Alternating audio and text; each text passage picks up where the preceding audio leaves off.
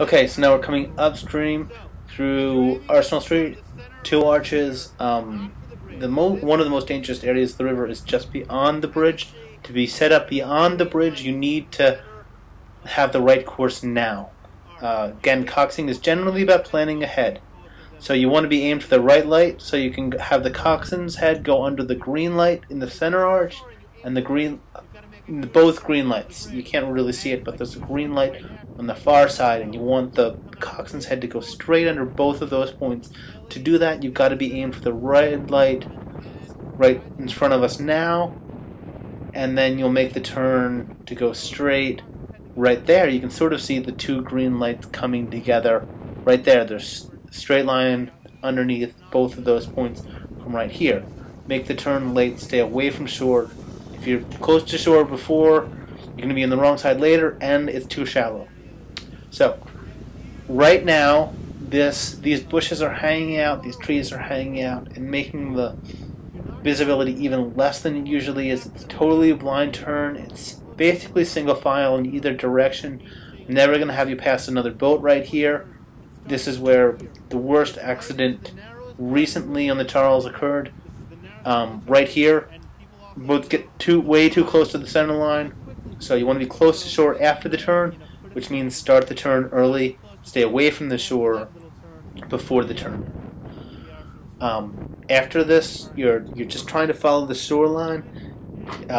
Frequently, we'll have lots of other boats around us as we approach this straightaway. There's no way to avoid that. You're just trying to stay close to the shoreline and pass other boats to the center, let other boats pass you to the center. Remember, the sandbar is the major obstacle here. It limits the rowable river, so you're dividing the rowable river into thirds when you get by it. You can pass next to the sandbar, but only when visibility is good. When in doubt, don't pass. When in doubt, take the rating down, drop a pair out, whatever you need to do to not need to be in a bad position by the sandbar. If you're being passed next to the sandbar, you need to be close to shore. Be considerate, be as close to shore as you can. So here, yeah, as we come up to the sandbar, just notice how narrow the rowable river is and how difficult it is for two boats to pass each other. Two boats in either direction is a recipe for disaster, so we're going to, if you see that situation develop, take the rating down, take the rating up, try to avoid lots of boats getting to the sandbar at once, if you can. And if that becomes difficult and you need to wane off, that's okay. Always remember you can wane off to prevent any accident at any point. It's your call. Just remember, going again is just as important, and you can do that quickly normally. Now here, we want to be fairly close to the right-hand shore, but not too close, because after, well, there's this little dock and trees sticking out. So if you look straight ahead of us, there's going to be some graffiti, a white mark. You can aim for that. Your goal is to follow this wall through the right-hand arch of the next bridge. The problem is, right in the center arch, just hidden by those bushes, the wall turns. You want to follow the second part of the wall, not the first. So you're aiming basically for that white mark. You want to go straight through the right-hand arch. Use the wall as your guide. Be fairly close to the wall, but not too close. There's a dead tree in the water. If you're within, 25 feet of the wall, your blades will hit. So you've got to be really pretty close to the wall, but not too close. You'll see it up here. Use the wall as your guide to get through the right-hand arch.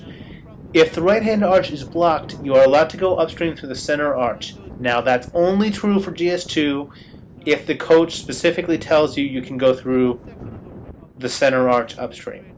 The coach will never tell you to go through the center arch downstream. There are coaches on the rowing out of CRI who do tell crews to do that. Understand that's just not what we're going to do. To stay safe, you're going to go through the right-hand arch. So to follow the wall, you've got to be a little bit away from the wall. Okay, so you're going through the right-hand arch unless your coach tells you you can go through the center arch. if you see a boat going through the center arch downstream, understand they're doing the wrong thing, but you know, these things happen on the Charles. Crews have been known to not follow the rules.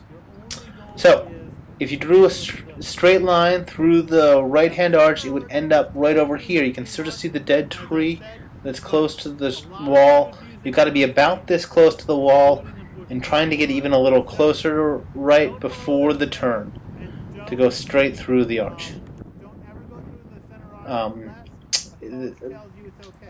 There's no better way. Don't aim for the bridge until the last possible moment. At this point, you're going through the right-hand arch, straight through the center. Imagine the coxswain's head going under both the top of the arch here and the top of the arch on the other side. If you do that, you're all set. After you go around this turn,